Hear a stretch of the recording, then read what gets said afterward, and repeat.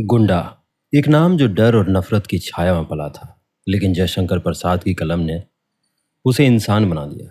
हिंदी साहित्य के युगांतकारी लेखक जयशंकर प्रसाद की ये कहानी केवल एक गुंडे की नहीं बल्कि समाज के उस कठोर सच्चाई की है जहां परिस्थितियां इंसान के भीतर के भावनात्मक संसार को दबा देती है।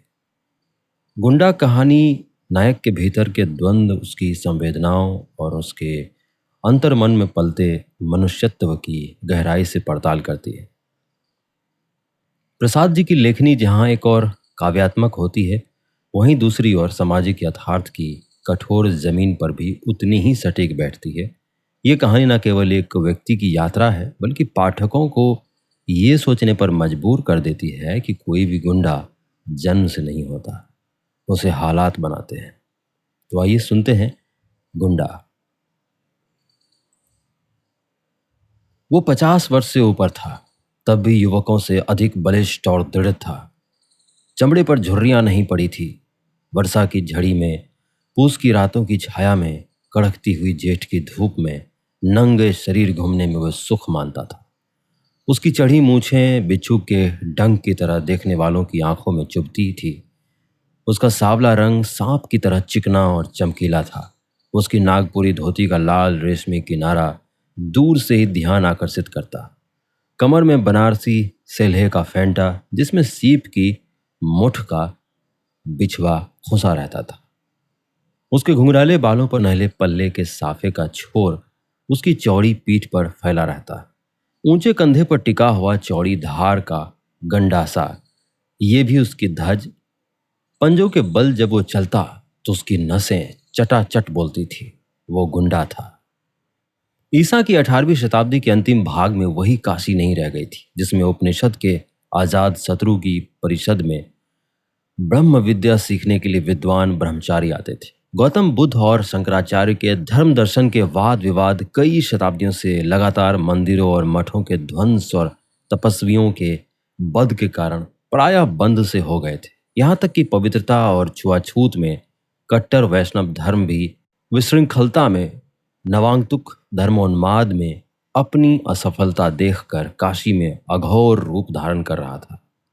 उसी समय समस्त न्याय और बुद्धिवाद को सशस्त्र बल के सामने झुकते देखकर काशी के विच्छिन्न और निराश नागरिक जीवन ने एक नवीन संप्रदाय की सृष्टि की। वीरता जिसका धर्म था अपनी बात पर मिटना, सिंहवृत्ति से जीविका ग्रहण करना, प्राण भिक्षा मांगने वाले कायरों तथा चोट खाकर गिरे हुए प्रतिद्वंदी पर शस्त्र न उठाना, सताए निर्बलों को सहायता देना और प्रत्येक क्षण प्राणों को हथेली पर लिए घूमना उसका बाना था।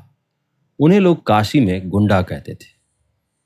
जीवन के किसी अलभय अभिलाषा से वंचित होकर जैसे प्रायः लोग विरक्त हो जाते हैं, ठीक उसी तरह किसी मानसिक चोट से घायल होकर एक प्रतिष्ठित जमींदार का पुत्र होने पर भी ननकू सिंह गुंडा हो गया था।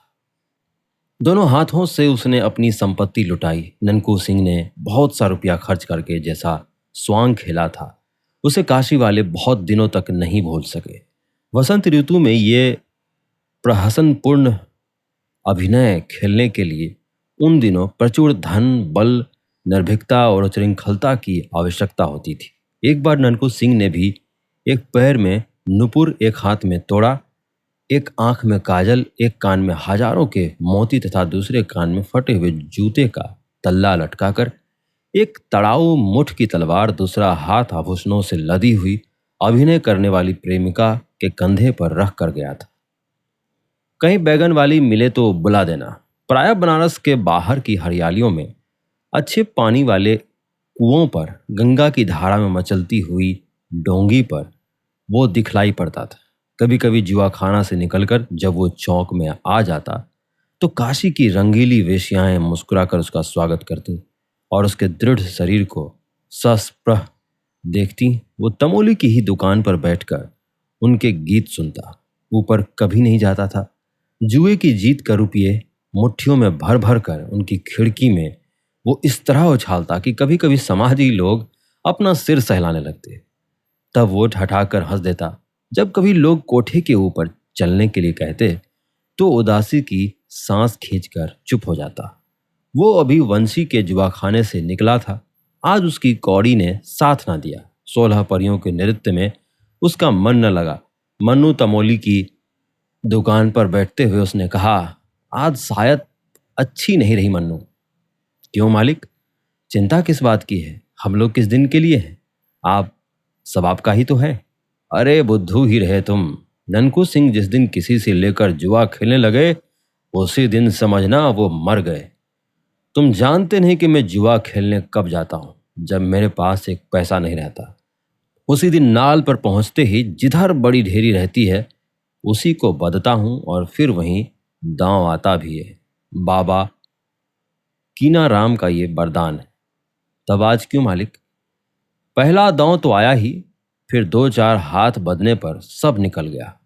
तब भी लो, ये 5 रुपये बचे हैं। 1 रुपया तो पान के लिए रख लो और 4 दे दो मुल्की कथक को।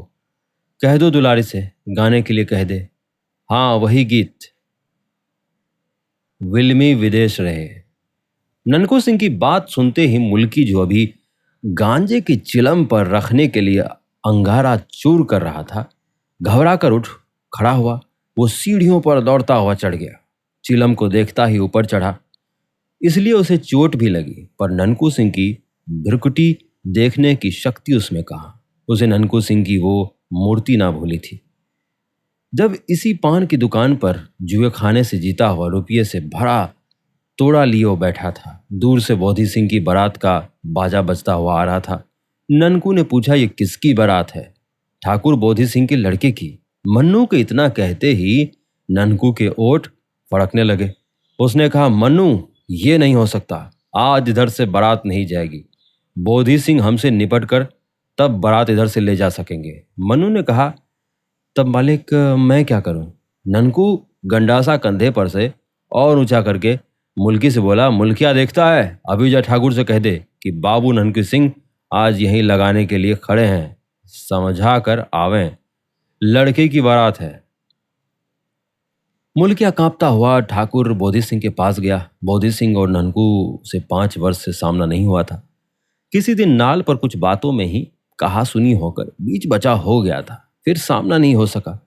आज ननकू जान पर खेलकर अकेला खड़ा है। बोधी सिंह भी उस आन को समझते थे। उन्होंने मुल्की से कहा, जा बे कह दे, हमको क्या मालूम कि बाबू साहब वहां खड़े हैं। जब वो हैं ही तो दो समधी जाने का क्या काम है। बोधी सिंह लौट गए और मुल्की के कंधे पर तोड़ा लाद कर बाजे के आगे ननकू सिंह बारात लेकर गए। ब्याह में जो कुछ लगा खर्च किया ब्याह कराकर, तब दूसरे दिन इसी दुकान तक आकर रुक गए। लड़के को और उसकी बारात को उसके घर भेज दिया गया। मुल्की को भी 10 रुपया मिला था उस दिन। फिर ननकू सिंह की बात सुनकर बैठे रहना और यम को न्योता देना एक ही बात थी। उसने जाकर दुलारे से कहा, हम ठेका लगा रहे हैं, तुम गाओ। तब तक बल्लू सारंगी वाला पानी पीकर आता है। बाप रे, कोई आफत आई है क्या बाबू साहब? सलाम कहकर दुलारी ने खिड़की से मुस्कुराकर झांका था कि ननकू सिंह उसके सलाम का जवाब देकर दूसरे एक आने वाले को देखने लगे। हाथ में हाड़ौती की पतली सी छड़ी, आंखों में सुरमा, मुंह में पान, मेहंदी लगी हुई लाल दाढ़ी जिसकी सफेद जड़ दिखलाई पड़ रही थी, कुएदार टोपी, छकलियां अंगरखा और साथ में लैसदार परत वाले 2 सिपाही। कोई मौलवी साहब हैं? ननकू हंस पड़ा। ननकू की ओर बिना देखे ही मौलवी ने एक सिपाही से कहा, जाओ दुलारे से कह दो कि आज रेजिडेंट साहब, जाओ दुलारे से कह दो आज रेजिडेंट साहब की कोठी पर मुजरा करना होगा। अभी चले, देखो तब तक हम जानली से कुछ इत्र ले रहे हैं। सिपाही ऊपर चढ़ रहा था और मौलवी दूसरी ओर चले थे। ननकू ने ललकार कर कहा, दुलारी, हम कब तक यहाँ बैठे रहें? क्या अभी सारंगिया नहीं आया? हिंदी साहित्य की ये दुनिया जहां कहानियां सिर्फ कहानियां नहीं, एक विरासत है, और द कहानीबाज उसी विरासत को आज की पीढ़ी तक पहुंचाने की एक छोटी सी कोशिश है। मैं ये सब आपके लिए दिल से करता हूं, लेकिन अगर आप चाहें तो इस सफर में मेरा थोड़ा सा साथ दे सकते हैं। आप स्क्रीन पर दिख रहे QR कोड को स्कैन करके मुझे छोटा सा डोनेशन भेज सकते हैं। चाहे कि एक कप जितना भी सहयोग मेरे लिए बहुत मायने रखता है। आपका हर योगदान मुझे और बेहतर कहानियां सुनाने का हौसला देता है। शुक्रिया दिल से। दुलारी ने कहा, वाह बाबू साहब, आप ही के लिए तो मैं यहाँ आ बैठी हूँ, सुनिए ना। आप तो कभी ऊपर। मौलवी जल उठा। उसने कड़क कर कहा, चौबदार, अभी वो सुअर की बच्ची उतरी नहीं? जाओ कोतवाल के पास मेरा नाम लेकर कहो कि मौलवी अलाउद्दीन कुबरा ने बुलाया है, आकर उसकी मरम्मत करे। देखता हूं जब से नवाबी गई इन काफिरों की मस्ती बढ़ गई है। कुबरा मौलवी बाप रे तमोली अपनी दुकान संभालने लगा। पास ही एक दुकान पर बैठकर ऊँघता हुआ बजाज चौंकर सिर में चोट खा गया। इसी मौलवी ने तो महाराज चेत सिंह से 3.5 सेर चींटी के सिर का तेल मांगा था। मौलवी अलाउद्दीन कुबरा। बाजार में हलचल मच गई। ननकू सिंह ने मन्नू से कहा, क्यों चुपचाप बैठोगे नहीं? दुलारी से कहा, वहीं से बाई जी, इधर उधर हिलने का काम नहीं, तुम गाओ। हमने ऐसे घसियारे बहुत से देखे हैं। अभी कल रमल के पासे फेंक कर अधेला अधेला मांगता था, आज चला है रौब गांठने। अब कुबरा ने घूमकर उसकी ओर देखकर कहा, कौन है ये पाजी? तुम्हारे चाचा बाबू ननकू सिंह। के साथ ही पूरा बनारसी झापड़ पड़ा। कुबरा का सिर घूम गया। लैस के परतले वाले सिपाही दूसरी ओर भाग चले और मौलवी साहब चौंधिया कर जॉन अली की दुकान पर लड़खड़ाते गिरते पड़ते किसी तरह पहुंच गए। जॉन अली ने मौलवी से कहा, मौलवी साहब, भला आप भी उस गुंडे के मुंह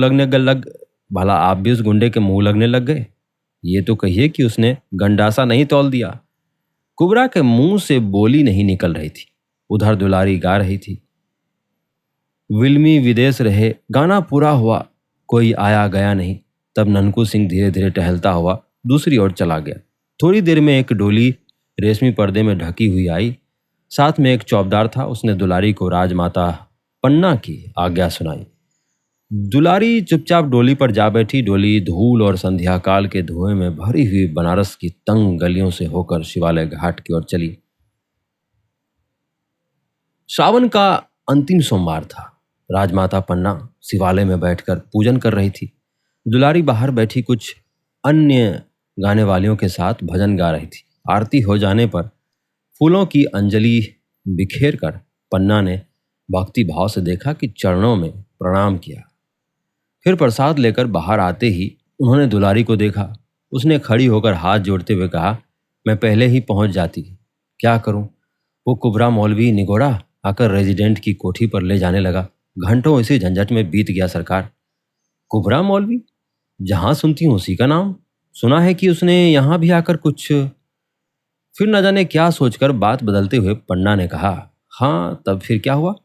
तुम कैसे यहां आ सकी? बाबू ननकी सिंह उधर आ गए थे।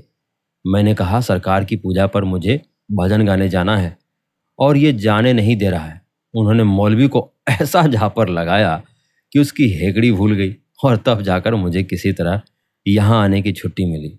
कौन बाबू ननकू सिंह? दुलारी ने सिर नीचा करके कहा, अरे क्या सरकार को नहीं मालूम?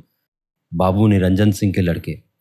उस दिन जब मैं बहुत छोटी थी, आपकी बारी में झूला झूल रही थी, जब नवाब का हाथी बिगड़ कर आ गया था, बाबू निरंजन सिंह के कुंवर ने ही तो उस दिन हम लोगों की रक्षा की थी। राजमाता का मुख उस प्राचीन घटना को स्मरण करके न जाने क्यों विवर्ण हो गया। फिर अपने को संभाल कर उन्होंने पूछा, तो बाबू ननकू सिंह उधर कैसे आ गए? दुलारी ने मुस्कुराकर सिर नीचा कर लिया। दुलारी राजमाता पन्ना के पिता की जमींदारी में रहने वाली वेश्या की लड़की थी।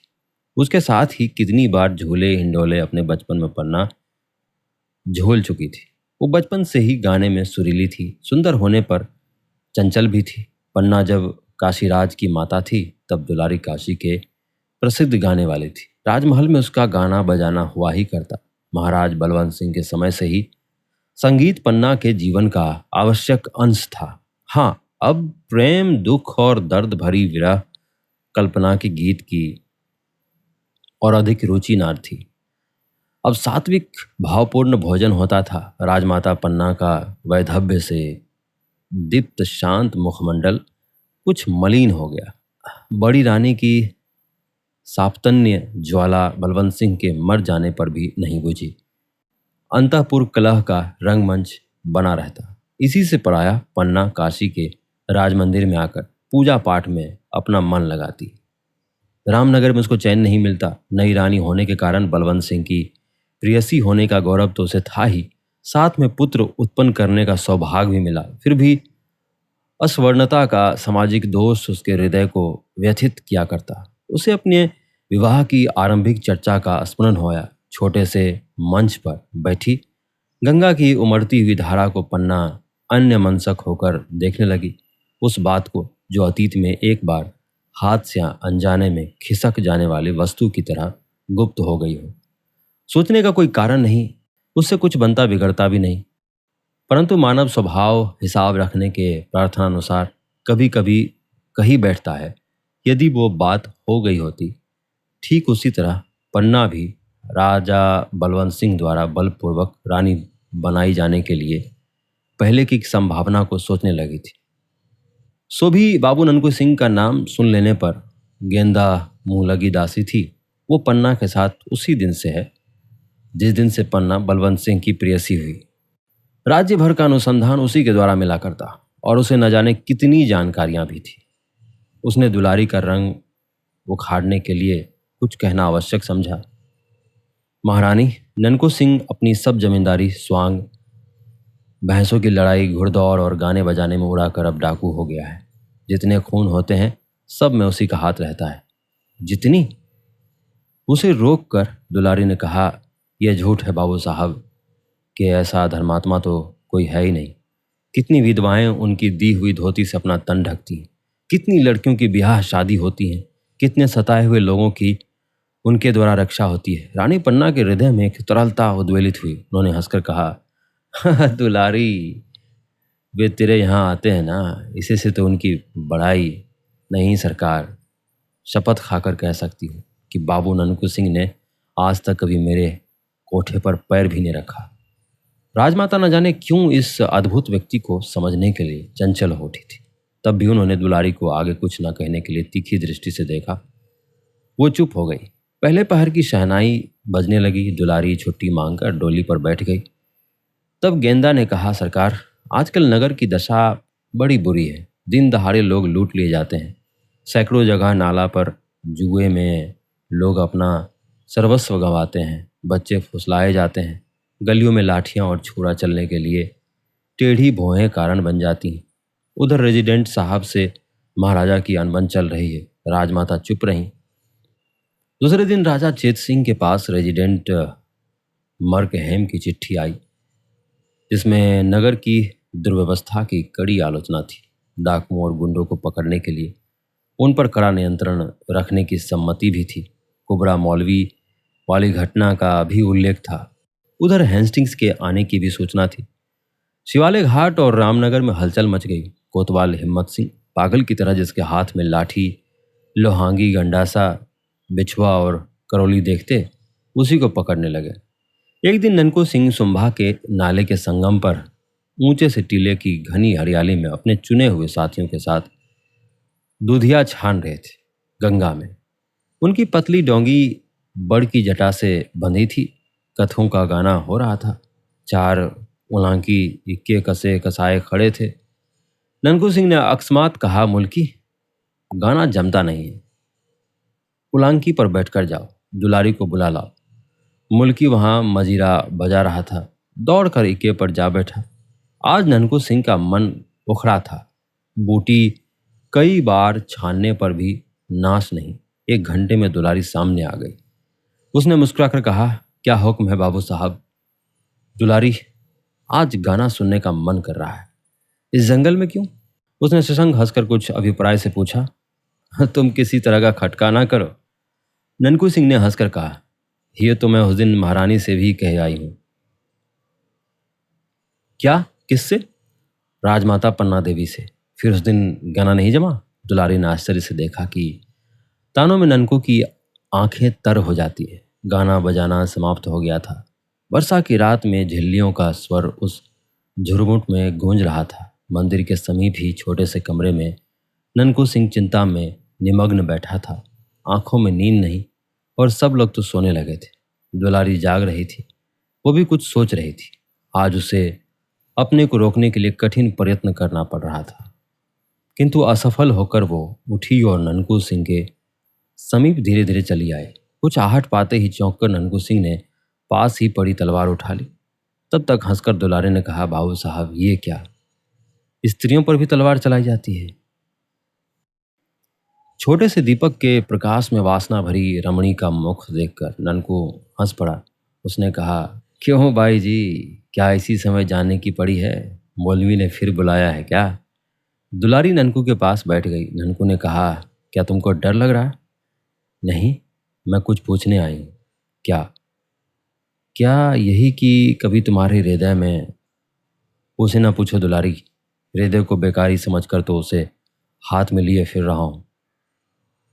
कोई कुछ कर देता, कुचलता, चीरता, उछालता, मर जाने के लिए सब कुछ तो करता हूँ, पर मरने नहीं पाता। मरने के लिए भी कहीं खोजने जाना पड़ता है। आपको काशी का हाल क्या मालूम? न जाने घड़ी भर में क्या हो जाए, उलट पुलट होने वाला है क्या? बनारस की गलियां जैसे काटने को दौड़ती हैं। कोई नई बात इधर हुई है क्या? कोई हेस्टिंग्स आया है, सुना है उसने शिवालय घाट पर तिलंगों की कंपनी का पहरा बैठा दिया है। राजा चेत सिंह और राजमाता पन्ना वहीं है। कोई कहता है उनको पकड़ कर कलकत्ता भेजने। क्या पन्ना भी? रनिवास भी वहीं है। ननकू अधीर हो उठा था। क्यों बाबू साहब, आज रानी पन्ना का नाम सुनकर आपकी आंखों में आंसू क्यों आ गए? सहसा ननकू का मुख भयानक हो उठा। उसने कहा, चुप रहो, तुम उसको जानकर क्या करोगी? वो उठ खड़ा हुआ, उद्गिन की तरह न जाने क्या खोजने लगा। फिर स्थिर होकर उसने कहा, दुलारी, जीवन में आज ये पहला ही दिन है कि एकांत रात में एक स्त्री मेरे पलंग पर आकर बैठ गई है। मैं चिर कुमार हूँ। अपनी एक प्रतिज्ञा का निर्वाह करने के लिए सैकड़ों असत्य अपराध करता फिर रहा हूँ। क्यों? तुम जानती हो, मैं स्त्रियों का घोर विद्रोही हूँ। और पन्ना, किंतु उसका क्या अपराध? अत्याचारी बलवंत सिंह के कलेजे में बिछुआ मैं ना उतार सका, किंतु पन्ना, उसे पकड़कर गोरे कलकत्ते भेज देंगे वही। ननकू सिंह उन्मत्त हो उठा था। दुलारी ने देखा ननकू अंधकार में ही वट वृक्ष के नीचे पहुंचा और गंगा की उमड़ती हुई धारा में डोंगी खोल दी। उसी घने अंधकार में दुलारी का हृदय कांप उठा। 16 अगस्त सन 1781 को काशी डामाडोल हो रही थी। शिवालय घाट में राजा चेत सिंह लेफ्टिनेंट स्टाकर के पहरे में थे। नगर में आतंक था, दुकानें बंद थी। घरों में बच्चे अपनी माँ से पूछते थे, माँ आज हलवे वाला नहीं आया? वो कहती, चुप बैठे, सड़कें सूनी पड़ी थीं। तिलंगों की कंपनी के आगे आगे कोबरा मौलवी कभी कभी आता जाता दिखाई पड़ता। उस समय खुली हुई खिड़कियां बंद हो जाती थी। भय और सन्नाटे का राज्य था। चौके में चित्रू सिंह की हवेली अपने भीतर काशी की वीरता को बंद किए कोतवाल का अभिनय कर रही थी। इसी समय किसी ने पुकारा, हिम्मत सिंह। खिड़की से सिर निकालकर हिम्मत सिंह ने पूछा, कौन? बाबू ननकू सिंह। अच्छा, अब तक बाहर ही हो? पागल, राजा कैद हो गए हैं। छोड़ दो इन सब बहादुरों को, हम एक बार इनको लेकर शिवालय घाट पर जाएं। ठहरो कहकर हिम्मत सिंह ने कुछ आज्ञा दी। सिपाही बाहर निकले। ननकू की तलवार चमक उठी। सिपाही भीतर भागे। ननकू ने कहा, नमक हरामो, चूड़ियां पहन लो। लोगों को देखते देखते ननकू सिंह चला गया। कोतवाली के सामने फिर सन्नाटा हो गया। ननकू उन्मत्त था। उसके थोड़े से साथी उसकी आज्ञा पर जान देने के लिए तुले थे। वो नहीं जानता था कि राजा चेत सिंह का क्या राजनीतिक अपराध है। उसने कुछ सोचकर अपने थोड़े से साथियों को फाटक पर गड़बड़ मचाने के लिए भेज दिया। इधर अपनी डोंगी लेकर शिवालय की खिड़की के नीचे धारा काटता हुआ पहुंचा। किसी तरह निकले हुए पत्थर में रस्सी अटकाकर उस चंचल डोंगी को उसने स्थिर किया और बंदर की तरह उछलकर खिड़की के भीतर हो रहा। उस समय वहां राजमाता पन्ना और राजा चेत सिंह से बाबू मनिहार सिंह कह रहे थे, आपके यहाँ रहने से हम लोग क्या करें, ये समझ में नहीं आता। पूजा पाठ समाप्त करके आप रामनगर चली गई होती तो ये... तेजस्विनी पन्ना ने कहा, अब मैं रामनगर कैसे चली जाऊं? मनिहार सिंह दुखी होकर बोले, कैसे बताऊं? मेरे सिपाही तो बंदी हैं। इतने फाटक पर कोलाहल मचा। राज परिवार अपनी मंत्रणा में डूबा था कि ननकू सिंह का आना उन्हें मालूम हुआ। सामने का द्वार बंद था। ननकू सिंह ने एक बार गंगा की धारा को देखा। उसमें एक नाव घाट पर लगने के लिए लहरों से लड़ रही थी। प्रसन्न हो उठा। इसी की प्रतीक्षा में रुका था। उसने जैसे सबको सचेत करते हुए कहा, महारानी कहाँ है? सबने घूम कर देखा। एक अपरिचित वीर मूर्ति, शस्त्रों से लदा हुआ पूरा देव, चेत सिंह ने पूछा, तुम कौन हो? राज परिवार के एक बिना दाम का सेवक। पन्ना के मुंह से हल्की सी एक सांस निकल रही थी। उसने पहचान लिया, इतने वर्षों के बाद वही ननकू सिंह। मणिहार सिंह ने पूछा, तुम क्या कर सकते हो? मैं मर सकता हूँ। पहले महारानी को डोंगी पर बिठाइए, नीचे दूसरी डोंगी पर अच्छे मल्हा हैं, फिर बात कीजिए। मणिहार सिंह ने देखा, जनानी ड्योढ़ी का दरोगा राज की एक ढोंगी पर 4 मल्लाहों के साथ खिड़की से नाव सटाकर प्रतीक्षा में। उन्होंने पन्ना से कहा, चलिए मैं साथ चलता हूँ। और चेत सिंह को देखकर पुत्र वत्सल ने संकेत से एक प्रश्न किया। उसका उत्तर किसी के पास ना था।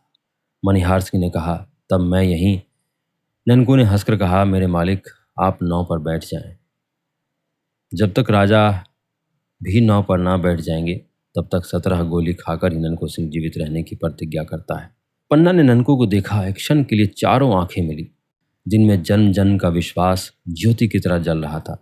फाटक बलपूर्वक खोला जा रहा था। ननकू ने उन्मत्त होकर कहा, मालिक जल्दी कीजिए। दूसरे क्षण पन्ना डोंगी पर थी और ननकू सिंह फाटक पर स्टाकर के साथ। चेतराम ने आकर एक चिट्ठी मणिहार सिंह को हाथ में दी। लेफ्टिनेंट ने कहा, आपके आदमी गड़बड़ मचा रहे हैं। अब मैं अपने सिपाहियों को गोली चलाने से नहीं रोक सकता। मेरे सिपाही यहाँ कहाँ हैं साहब? मणिहार सिंह ने हंसकर कहा। बाहर कोलाहल बढ़ने लगा। चेतराम ने कहा, पहले चेत सिंह को कैद कीजिए। कौन ऐसी हिम्मत करता है? कड़क कर कहते हुए बाबू मणिहार सिंह ने तलवार खींच ली। अभी बात पूरी भी ना हो सकी थी कि कुबरा मौलवी वहां पहुंचा। यहाँ मौलवी साहब की कलम नहीं चल सकती थी और ना ये बाहर ही जा सकते थे। उन्होंने कहा, देखते क्या हो चेतराम? चेतराम ने राजा के ऊपर हाथ रखा ही था कि ननकू के सधे हुए हाथ ने उसकी भौजा उड़ा दी। स्टाकर आगे बढ़े। मौलवी साहब चिल्लाने लगे। ननकू सिंह ने देखते देखते स्टाकर और उसके कई साथियों को धराशायी किया। फिर मौलवी साहब कैसे बचते? ननकू सिंह ने कहा, क्यों उस दिन की झापड़ ने तुमको समझाया नहीं पाजी? कहकर ऐसा साफ जनेवा मारा कि कुबरा ढेर हो गया। कुछ ही क्षणों में ये भीषण घटना हो गई जिसके लिए अभी कोई प्रस्तुत ना था। ननकू सिंह ने ललकार कर कहा, चेत सिंह से कहा, आप क्या देखते हैं, उतरिए डोंगी पर। उसके घावों से रक्त के फुहारे छूट रहे थे। उधर फाटक से तिलंगे भीतर आने लगे थे। चेत सिंह ने खिड़की से उतरते हुए देखा कि 20 तिलंगों की संगीनों में वो अविचल खड़ा होकर तलवार चला रहा है। ननकू के चट्टान सदृश शरीर से गैरक की तरह रक्त की धारा बह रही है। गुंडे का एक एक अंग कटकर वहीं गिरने लगा है। वो काशी का गुंडा था। हमारी आज की कहानी में बस इतना ही। आशा करता हूँ ये कहानी आपको पसंद आई होंगी। इसी तरह बने रहिए हमारे साथ और सुनते रहिए द कहानीबाज। धन्यवाद। हिंदी साहित्य की ये दुनिया जहाँ कहानियां सिर्फ कहानियां नहीं, एक विरासत है, और द कहानीबाज उसी विरासत को आज की पीढ़ी तक पहुंचाने की एक छोटी सी कोशिश है।